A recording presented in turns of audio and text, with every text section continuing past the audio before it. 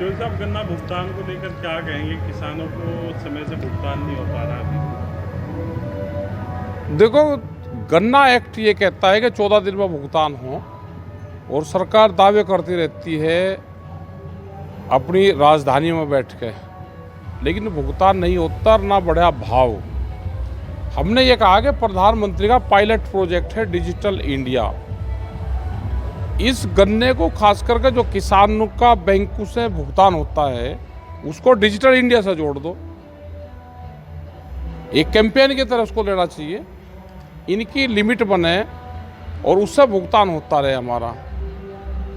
हम तेल ले, कोई और चीज़ ले, पेटीएम से, इससे तुरंत भुगतान होता है, 2 सेकंड लगता है। लेकिन गन्ना किसानों का ही 8-8 महीने में, 5-5 महीने में, 6-6 महीने में भुगतान होता है।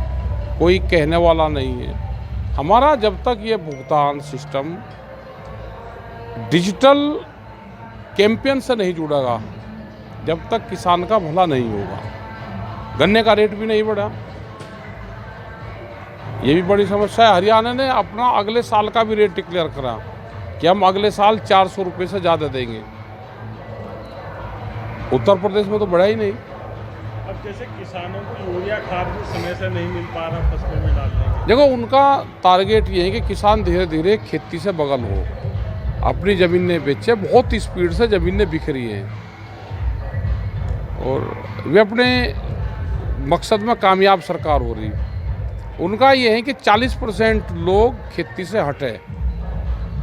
उनको खाद नहीं मिलेगा, परेशानी रहेगी, ज़मीनों के रेट महंगे होंगे, फसलों के दाम कम होंगे, तो लोग इससे निकाल लेगा और वो फिर लेबर सेक्टर की तरफ जाएगा। सरकार का ये है कि जो देश में लेबर है वो कम है और एग्रीकल्चर में लोग ज़्यादा हैं, तो 40% लोगों को यहाँ से हटाना है। कि ये बड़ी साजिश रची जा रही है पूरे देश में। और 3 राज्यों में जैसे पूर्ण बहुमत की सरकार बन गई है बीजेपी की, इसे लेकर क्या कहें? बढ़ेगी। अब ये तो जो चुनाव लड़ रहे भाई वे बताएंगे। मोदी भी कह रहे हैं कि जो मैं कहता हूँ वो करके दिखाऊं। भाई वे तो ज्योतिषी है ना, बेईमान ज्योतिषी जब देश में आ जाएगा, तानाशाह राजा और बेईमान ज्योतिषी देश में अगर होंगे तो ये हालात होंगे।